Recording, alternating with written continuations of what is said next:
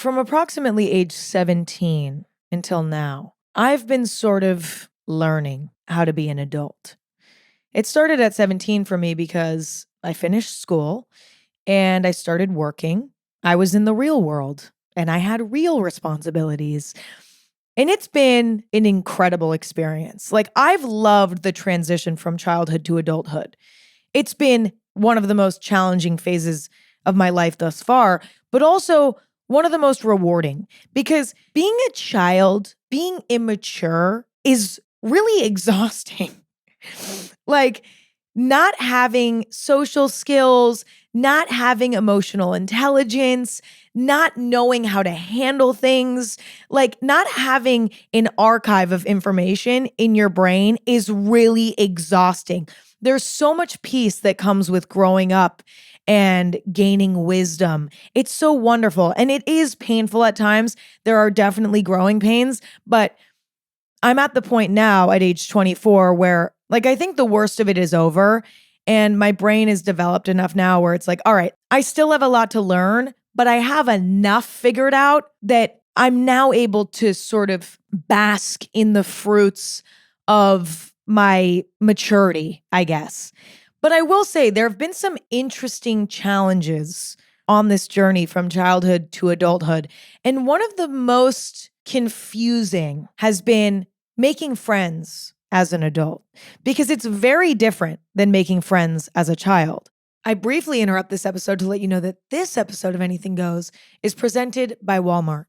Sure, technically it's still summer, but mentally, I'm already starting to think about fall fashion. And you know who has everything to upgrade your fall wardrobe? Walmart. Walmart has all the pieces you could ever need. We're talking about cozy sweaters for apple picking, casual staples for carving pumpkins. We're talking about cool sneakers, cute boots, and the price is right. Shop major fall trends and new drops at walmart.com/shop/women's-trends. That's walmart.com/shop/women's-trends. Now back to the episode. You learn how to make friends at a very young age, as young as 2 years old. You know, you go to the park and your parents are like, hey, go talk to that kid.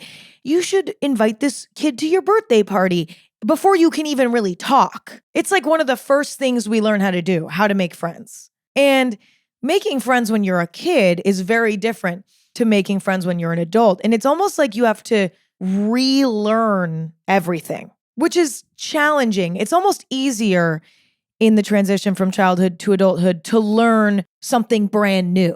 You're starting from scratch, you know?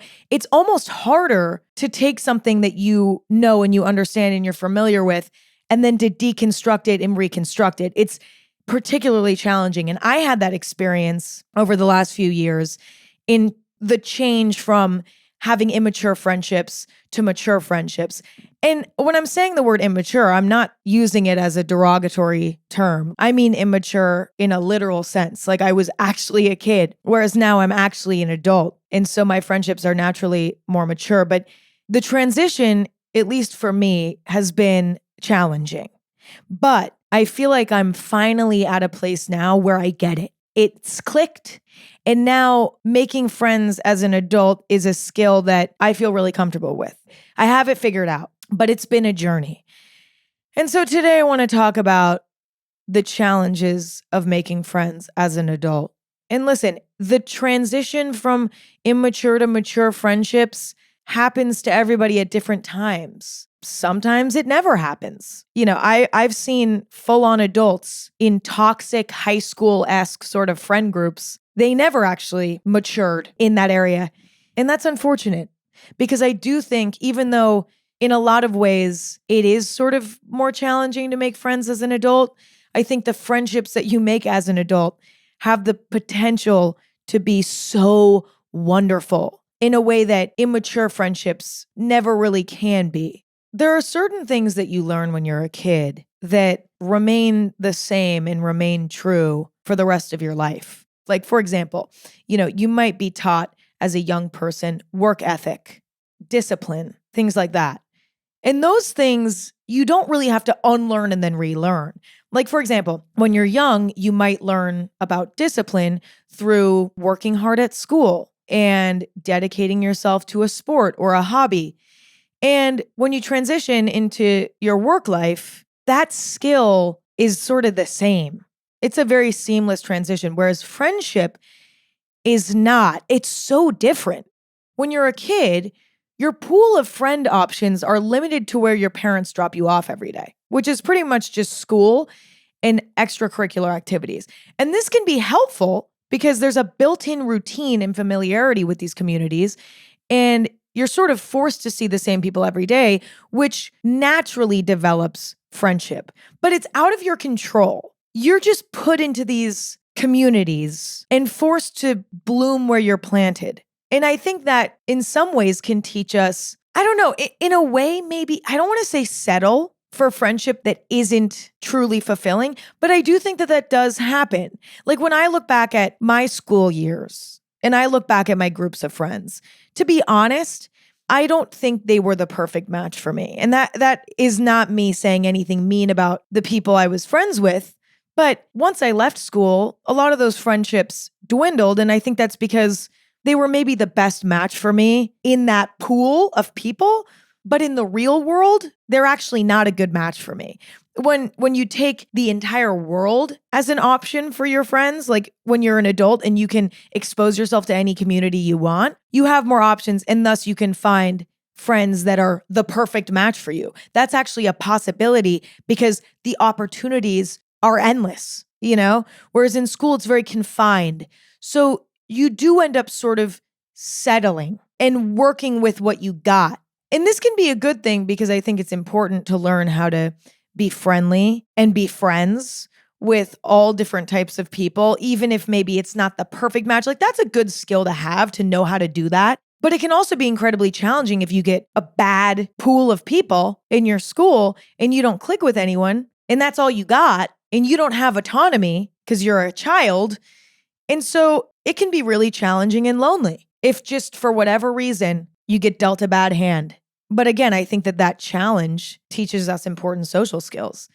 Also, when you're a child, your relationships are monitored and managed by the adults in your life.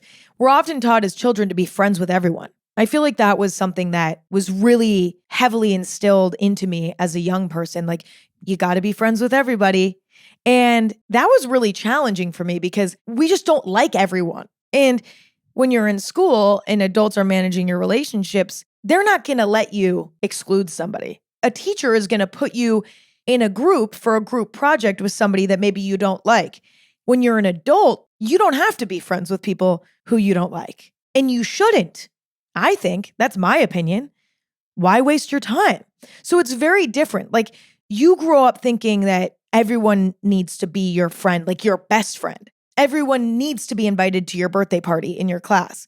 When it's Valentine's Day, you need to make Valentines for everyone in your class. And again, I'm not trying to like overthink this or overcomplicate this.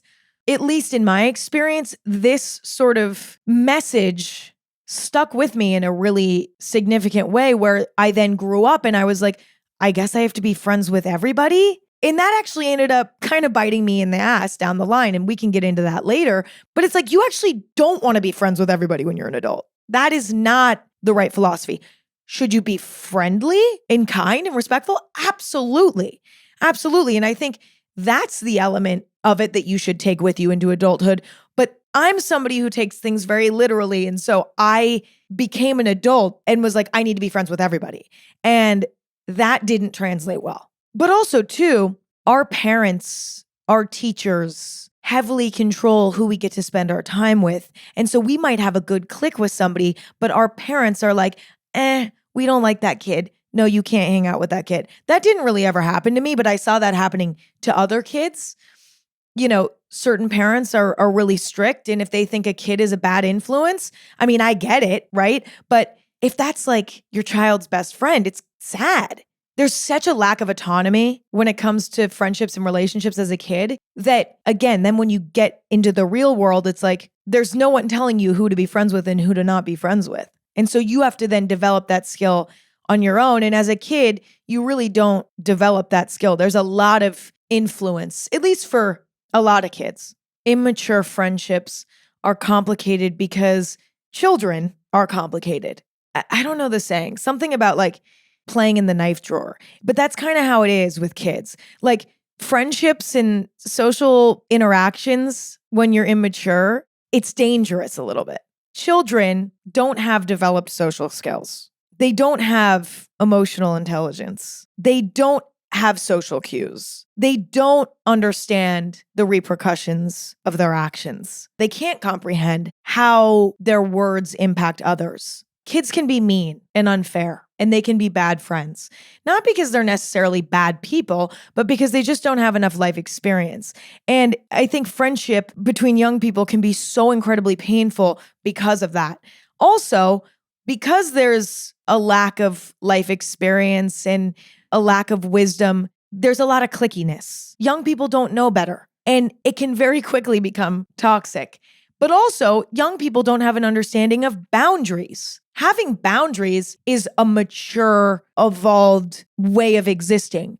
Like, it takes a lot of time to figure that out. Even full-grown adults are still trying to figure out their personal boundaries in their lives and their relationships. It's safe to say that young people definitely don't have boundaries, which can lead to codependent relationships, clinginess. Like, I remember my friendships in school were so tight-knit to the point where it was unhealthy. Hanging out with friends every weekend, sleepover, living at each other's houses. It was like so intense. And that's a magical time. Like if I had a kid, right, I wouldn't be like, well, this is lacking boundaries and you guys are spending too much time together and it's leading to, at times, friction and overexposure to one another. And that's why you guys bicker sometimes. And you don't have an identity outside of your friendship. And that's not good. Like, it's a normal part of being a young person. I think the only reason why now I understand my boundaries is because there was a time in my life where I didn't have any boundaries in my friendships. And I would fully dive right in with every single cell of my being. And there were some challenging elements in that. It was really fun, but it's not a sustainable friendship model. I learned the hard way. And it's just not healthy and balanced. But I don't regret that, But now that I'm an adult, I know better. But I feel like there's this uncomfortable period of time for every young adult where you have this sort of extreme situation due to the communities that you're confined to and being under management by adults and not understanding boundaries to then being an adult, and it just feels like everything changes. And I don't know why the difference, at least to me, feels so stark. Because when I think about it, it's like being disciplined in school and then being disciplined in your work life is very different. The stakes are very different, but for some reason, it's not a stark difference to me. Like once you learn discipline, you get it. And you don't need to relearn it. You're just adding to it. And listen, maybe it isn't a challenging transition for everyone, but for me, it felt really jarring and confusing. And it sort of came to my attention when I moved out at 17. I moved to LA.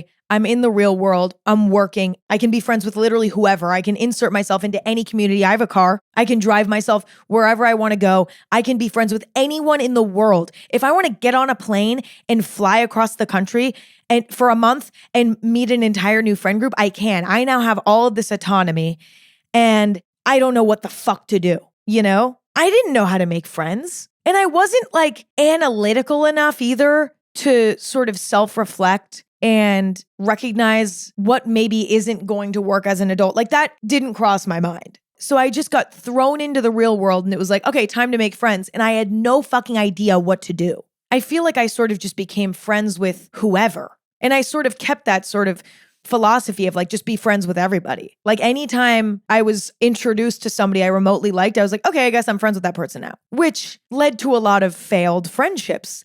Because I wasn't being critical of who I was being friends with. I wasn't deeply analyzing their character and what they like to do. And I wasn't thinking about our compatibility. I wasn't really deeply thinking about it. I was just kind of being friends with whoever.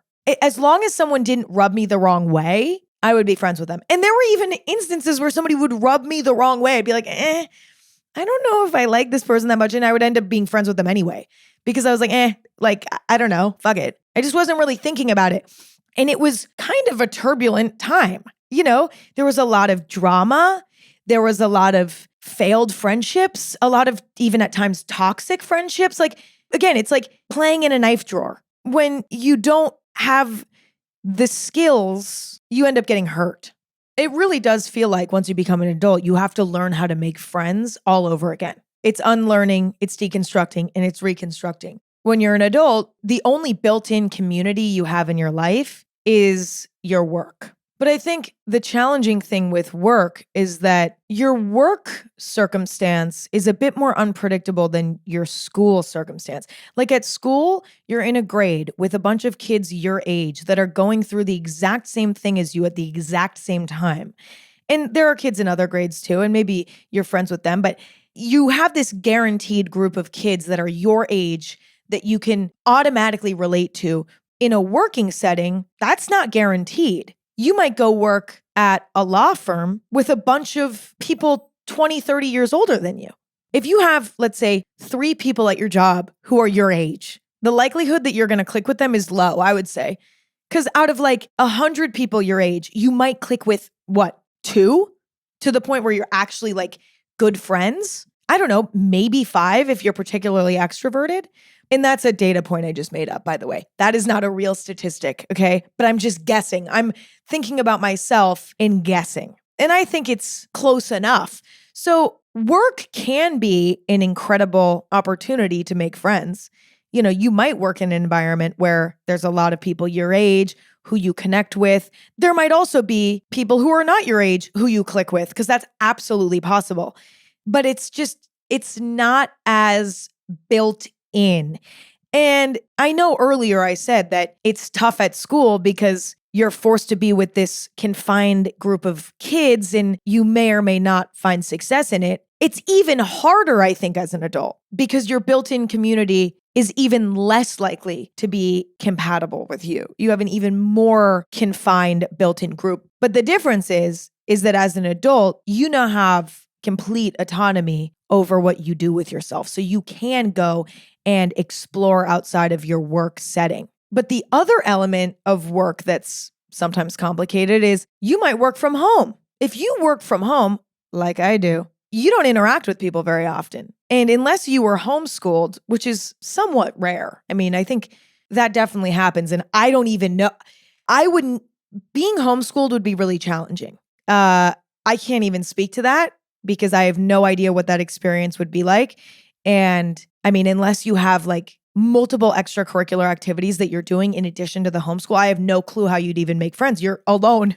You're at home doing school, So I don't even know how that would work. I can't even speak to that. But that's definitely a more unusual sort of situation. Whereas working from home is much more common. Then it's even more challenging. You don't have that built-in community at all. You used to at school have this built-in community that has its shortcomings, but at least you had that. If you go from that to them working from home, it's like, what the fuck? Where do I even begin? But again, at least you have autonomy, but it's just a different structure. And I think for a lot of us, the sort of built-in social element that we got from school can often drastically change. Not for everyone, but for a lot of people. But the bright side is that being an adult means you have that autonomy. But even though you have that autonomy, it's not automatically easy to utilize that autonomy and insert yourself into communities where you might be able to make friends. You have more responsibilities. You have shit to do. You have a job. You have to pay taxes. You have to take your car in to get its oil changed. In order to be a functioning adult, you have to participate in all of these different responsibilities. And that then takes up your time and sort of prevents you from being able to just go to, an art class or go to a cooking class. When you're a kid, your parents put you into extracurricular activities a lot of times. And they'll be like, well, you have to stick with this because we're paying money for you to be taking ballet lessons. So you need to do ballet. And you want to quit? Too bad. We've been paying for the last 4 years for you to be a ballerina, you better turn into a fucking ballerina. Like that happens a lot of times. There is something to be said for the fact that a lot of times you don't have a choice. Like you don't have a lot of responsibilities. That's actually one of your responsibilities is to participate in extracurricular activities. Whereas when you're an adult, you have to motivate yourself to participate in those things. And it's sometimes hard to justify because you have a whole lot of other shit you got to be doing. You know what I mean? So there's advantages and disadvantages that come with both making friends and existing as a child and making friends and existing as an adult.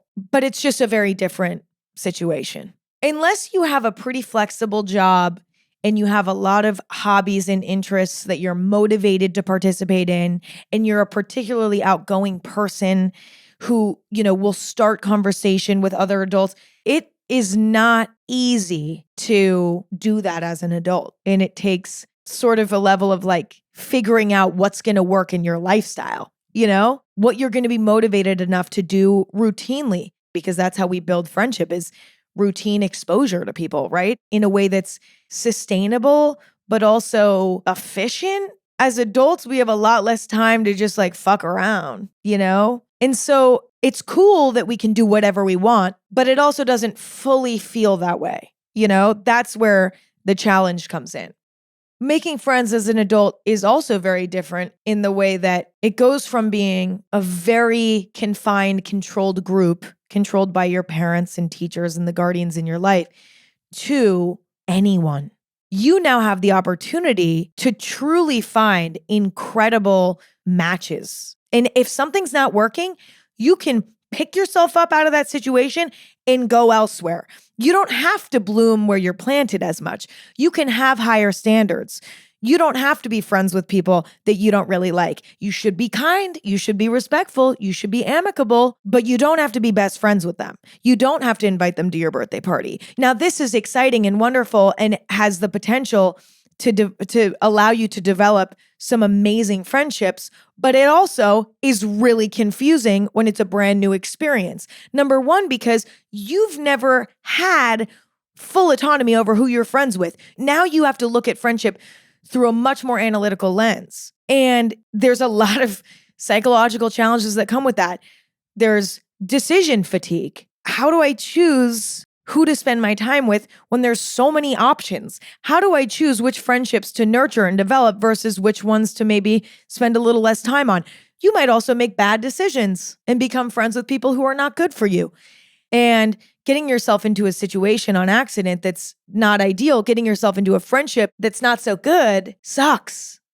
Because then you have to get out of it, or you have to stay in it uncomfortably because you're too scared to get out of it.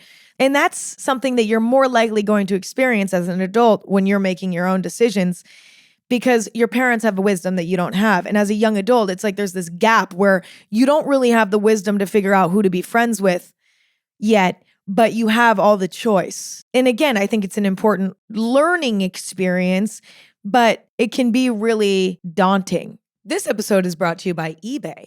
We all have that one piece. You know the one, the thing that's so you've basically become known for it. And if you don't have yours yet, you'll find it on eBay. Let me put you on, people. eBay is where you'll find those one-of-a-kind, can't stop researching, stay up dreaming about pieces again and again. I'm talking about that off-the-runway red leather bomber that you've had your eye on, the trendy top with the cowboy on it, or that sleek fleece from the 2017 colorway. All of these finds are on eBay. They even offer millions of main character pieces backed by authenticity guarantee. eBay is the place for pre-loved and vintage fashion. eBay, things people love. Now back to the episode. And the last major difference is that when you're a child, you're making friends with other children. And when you're an adult, you're making friends with other adults. And adults think very differently. They have a sense of boundaries. I personally think that mature friendships are more enjoyable and they tend to be more stable as well. Because when you're an adult, you can't hang out every weekend and have sleepovers every weekend. With some friends, I see them every once in a while and we grab dinner, we go to a social event together or something like that. Some friends I see every day in passing. You go to the same coffee shop every day, or you go to the same workout class. You have friends that you see at work you have much more casual, balanced friendships, or at least you can. But it's a little bit weird at first when you're used to having these sorts of extreme friendships with no boundaries to then having boundaries. It can be a little bit confusing at first because it's like, wait, like you almost can get insecure in your mature relationships at first, being like, wait, do we even like each other? We don't really hang out that much. Like, I feel like, oh, like we need to be talking all the time. That psychological shift can be a bit uncomfortable.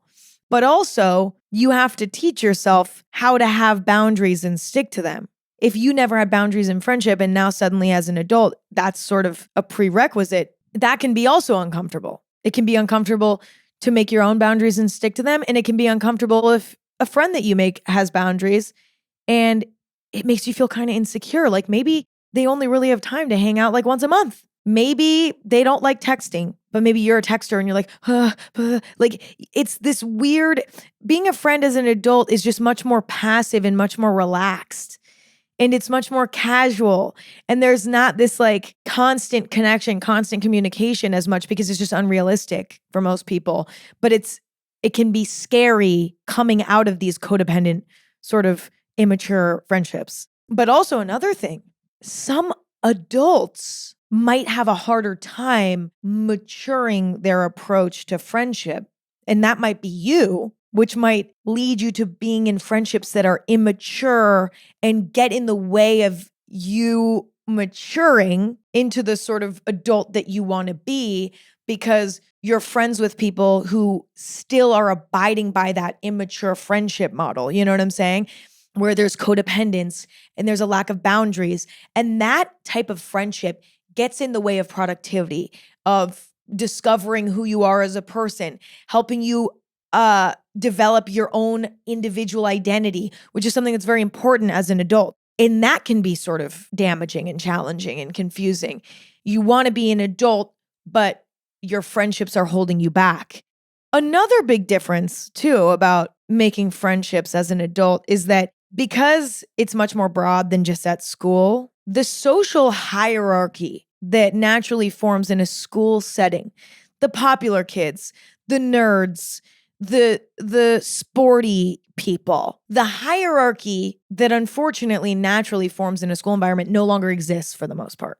It's so great to not have to deal with that shit anymore. However, just because it's less common, just because it's harder for a social hierarchy to form in adult communities, doesn't mean it doesn't happen. And it's even more damaging, honestly, as an adult to be participating in that bullshit. There's something about full-grown adults with fully developed brains participating in something like that that is just far more sinister to me. And so it's safe to say that it is complicated. But I do feel like at this point in my life, I have figured it out. Now, listen, I might eat my words in like 3 years and be like, I thought I had it figured out, but I really didn't.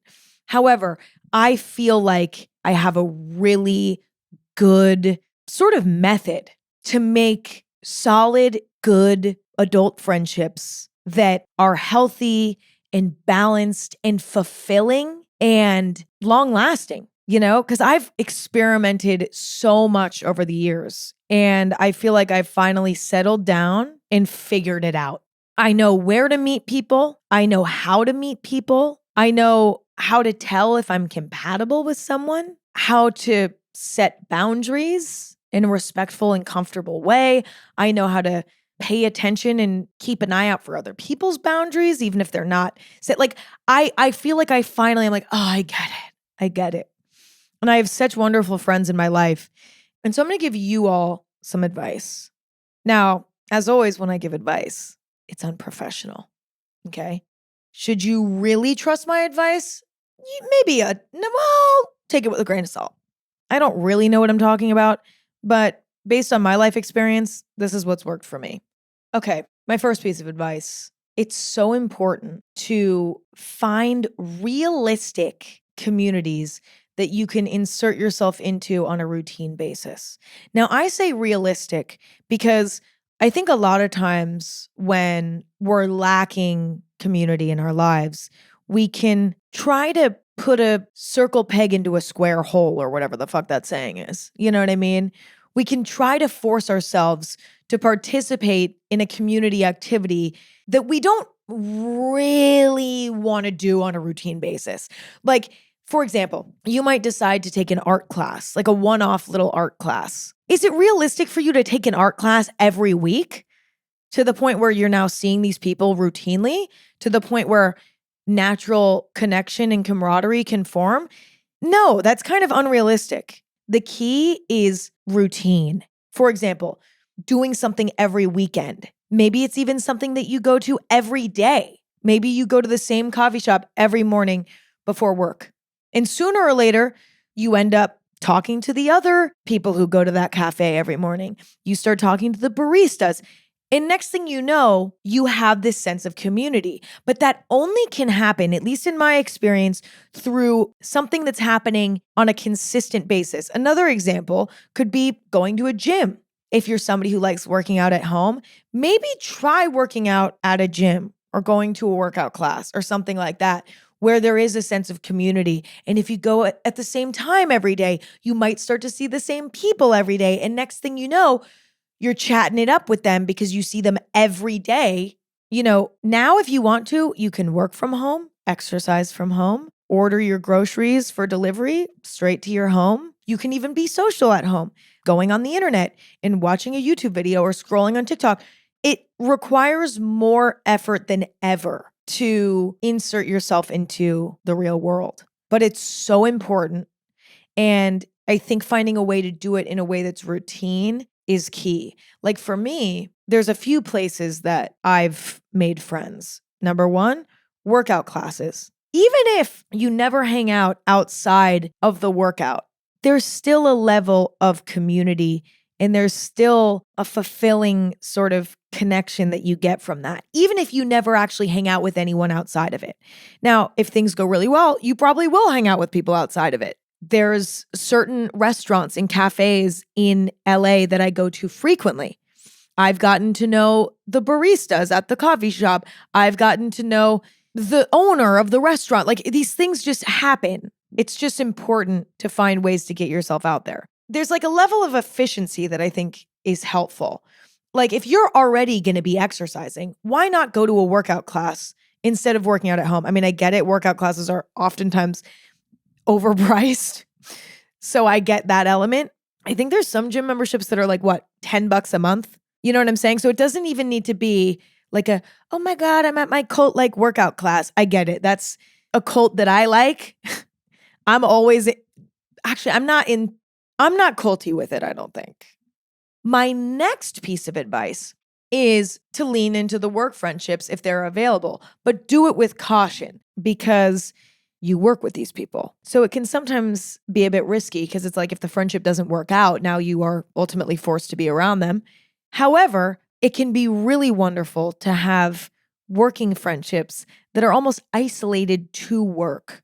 And listen, there are times when the bond is so strong and there's just such a wonderful click that it's like, you know what? This can extend beyond the working environment. But I think it can be really wonderful to just have working friendships, people you see at work, but then at the end of the day, you go your separate ways. Lean into that low responsibility kind of friendship. That can be really fulfilling as well. Those are some of my favorite types of friendships. I have friendships that are strictly work friendships, people that I love hanging out with and talking to when we're working, but then it's so nice to like go our separate ways. There have also been instances where I've met, my best friend, Jared, my stylist. We met each other through work technically, like we choose to work together. So it is kind of different where like that element of, if we like if Jared and I, knock on wood, stopped being friends, if we had a huge falling out, it wouldn't be like, oh fuck, we show up to the same office every day. You know what I mean? We're never going to have that because neither of us will let it happen. Hopefully, Jared, if you're listening to this, seriously, no fights for us. But he's one of my best friends and we did meet through work, but that was sort of a unique situation where it just happened that way. I think working friendships can be so incredible. You should proceed with caution though. Just be thoughtful and be careful. Maybe just consider keeping a sort of isolated work friendship. That might be the vibe. Next, if you work from home, perhaps find a social place to work sometimes. Maybe go into the office just a little bit more. Perhaps work at a cafe. When I first left high school and I started working, I was very lonely. All of my friends, they were all in school still. And I worked at coffee shops every day. I would go into a coffee shop, sit down with my laptop and work there for literally like 8 hours. I'm not kidding. Did it take a level of discipline at times to like get dressed and go to a coffee shop and bring all my chargers and do all the shit, Yeah, but it was an efficient way for me to involve myself in a community that was also like productive. Like I could justify doing it. It's like I'm working and I'm exposing myself to community. Did I make any lasting friendships from that? No, but that doesn't mean that like I couldn't have. If I would have kept hanging out there, who knows, maybe I would have ended up making a really deep, long-lasting friendship. But that's not the only types of friendships that we should be striving to have in our lives, My next piece of advice is don't force it. Let it happen naturally. And trust me, it will. Okay, the thing is, I think the reason why I'm so adamant about this idea of like getting into a routine and seeing the same people repeatedly is that when you do that, interactions naturally start to happen. Like at the workout class that I currently go to, right? I've been doing it for like, I don't know, a year. Over time, I've become friends with like everyone who goes to this workout class. It did not happen overnight. It took seeing these people 20, 30 times before we were like, oh, hey, what's your name, by the way? And I've actually made one really good friend, a genuine friend that has gone beyond like a close friend through this. But it just happened naturally. Like we like exchanged one little remark one time. And then the next time we saw each other, it was like we exchanged a story or two. And next thing we know, we're friends. It's low risk in the sense that you're not throwing yourself into it head first. You're not committing to friendship immediately. You're letting it slowly build. And at any point, you can safely sort of retract a little bit. That's really wonderful. Taking it slow in that way gives you sort of space to actually develop a well-rounded opinion on the person you're becoming friends with. But also, too, if you intuitively become friends slowly over time, that's a green flag. That means that there's genuinely a connection there. There's actually something bringing you back to one another routinely. Like, oh, we see each other all the time and we get excited to talk to each other, It's just, it's an authentic experience, and I think that tends to lead to stronger friendships. I don't know, like if you were to meet someone out at a bar and you randomly are sitting next to somebody at the bar and you just start talking to them and you make split judgments and you're like, oh, this person's cool. Maybe I should be friends with them. And then, listen, I'm not saying that can't work because that can work sometimes, but it's a bit of a more extreme, a bit of a riskier sort of method. And again, sometimes it makes sense and it works and I get it. But when you make judgments based on like a 10-minute conversation and next thing you know, you're getting lunch next week and then it's like, it takes a lot of effort and it's a decision to keep up the friendship and to make plans again. That's so much more of a commitment. Whereas like seeing somebody routinely and letting the friendship just form naturally, it's just a much healthier way to incubate a friendship. Next, as an adult, be incredibly selective. You can be friendly with everybody and you should be friendly with everybody, but you don't need to be friends with everybody. Now that you're an adult, now that we are adults, we can't just fuck around and spend time with whoever. We have shit to do. It's so important to be wise about who you spend your time with. It should be people that inspire you to be a better person. People who share similar morals and values to you. You should be friends with people who make you feel good. If somebody's not cutting it, cut them out. Over the years on the internet, people have watched me have friendships and then those friendships sort of, I grow out of them or it just doesn't work out for whatever reason. And it's interesting because I've seen comments before that are like, Emma has had so many different friend groups. It's like, yeah, but I needed to try some shit out. And guess what? If it wasn't working for me, I'm going to go ahead and get out of there. And there's nothing wrong with that.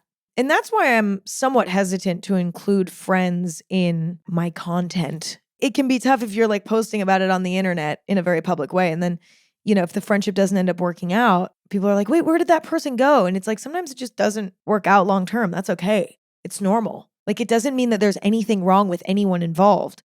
There's this weird pressure societally to like be friends for life, no matter what. And it's like, no, it's okay to be like, this isn't working for me anymore.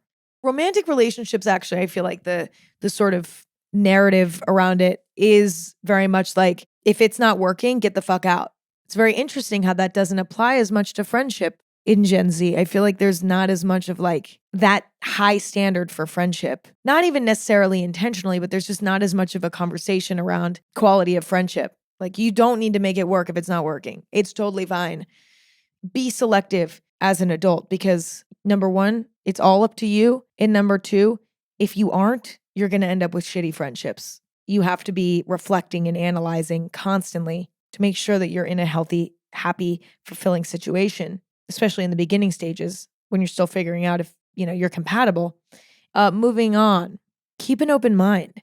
Now that you're an adult, you're not confined to the kids in your grade. You might meet a 60-year-old woman in year 20 at your favorite park. Now, a lot of times we can look at somebody who's maybe a different age than us and be like, there's no way we would have any, like, we're not going to click. You never know. Once you're an adult, age just sort of, the older you get, the more age doesn't really matter. You just kind of are who you are as an adult. So who knows? You might end up becoming friends with a group of people who are 40 years older than you. We can oftentimes judge or stereotype. Like, we can look at somebody and be like, oh, they're super sporty. Like, maybe they're wearing like a jacket that has like a football team on it. And you're like, I don't really like sports. Once you're an adult, like, let all of that go and give everyone a chance because you never know who you're going to click with. My next piece of advice, plan thoughtful activities with friends to better ensure plans follow through. Okay, adults are much more picky with their time. Like, if you invite somebody over and say, let's just like hang out. A lot of adults are like, I can't just fucking hang out. Like, I have shit I need to do. I can't just like go hang out. I'm not just going to like go sit around with somebody. I think in order for plans to be enticing in adulthood, it needs to be intentional. Like, hey, we both like sushi. Go get sushi with somebody who likes sushi. You and your friend have been talking about how you want to try rock climbing. Make the plan together to go and do it. You and your friend are obsessed with baking. Okay, set up a baking day together. You guys are going to bake croissants from scratch. It's going to take a long time and it's going to be really complicated. And you're actually going to have a sleepover because you have to laminate the dough and then you have to like put it in the fridge and it has to sit for hours and then you have to take it out and then you have to roll it out and fold it. And there's this whole process. And it's like, so maybe you have this weekend where you spend together where you're like, we're going to do this croissant weekend where we make croissants from scratch. Like, make pointed plans that actually make sense for the two of you, that are intentional and exciting to both of you. Don't just be like, let's just hang out. Let's just hang this weekend. Listen, sometimes that's wonderful. And especially when you're really, really close with somebody, it's like, we know we can just hang out. We'll figure out what to do later, Next, open yourself up to their mutual friends. The best part about making a new friend is that it's like a domino effect. Now, if you like their other friends, there's a chance that you just made 5 other friends. If you make a new friend and it's really working, don't isolate the friendship. Open it up. Be like, hey, like, I'd love to meet your group of friends. Like, don't get territorial over. No, let it build. Let it be open. Let one person expose you to 10 other people. And last but not least, beware of people who still treat friendship like they're in school. I mentioned this earlier, but like people who still believe in like the social hierarchy. They want to be the popular kids. It's like, we're too fucking old for that. We're a little bit too old for that. It's embarrassing and it's toxic and it's gross, but it still exists. Like I don't see it very often, to be honest. It actually doesn't happen very often. But a few months ago, I was at a party and I saw it happening. I felt it. There was like a group of popular girls at this party. And I was like, this is so interesting. Like, it does still happen, and these are girls in their mid-20s and they still have that.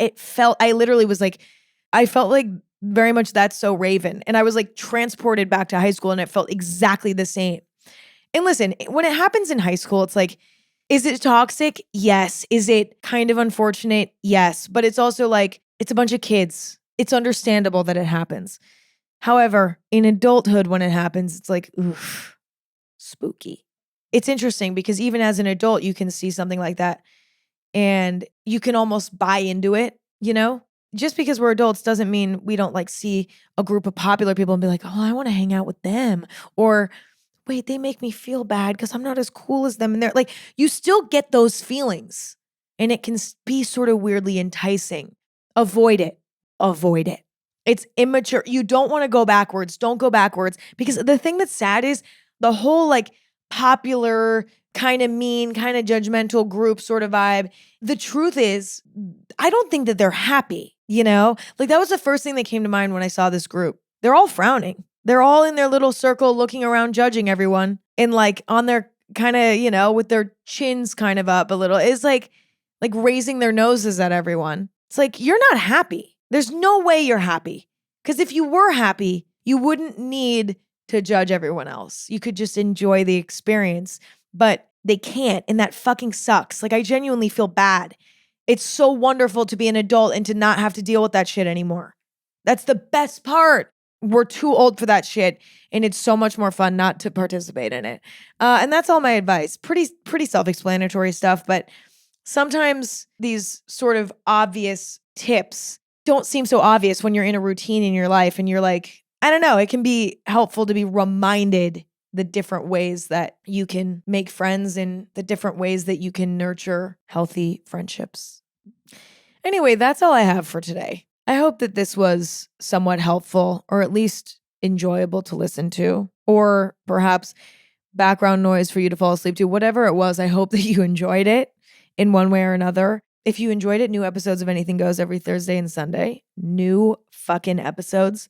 Fresh and exciting and riveting. You can find Anything Goes anywhere you stream podcasts. But if you want to watch the video versions of the episodes where you can see me talking, that's on YouTube and Spotify. And Anything Goes is on social media at Anything Goes. I'm on social media and on the internet in general at Emma Chamberlain. And my coffee company is in the world and on the internet at Chamberlain Coffee. I love you all and appreciate you all. And it's a pleasure as always to get to hang out. And I wish and manifest for you wonderful, organic, fulfilling, balanced friendship in your life. And I know it's harder than ever because we live in a very, very isolated time. It's been a challenge for me. And if it's a challenge for you, I truly manifest friendship success for you. And I love you and I appreciate you. And thank you for listening. And I will talk to you in a few days. All right. Bye.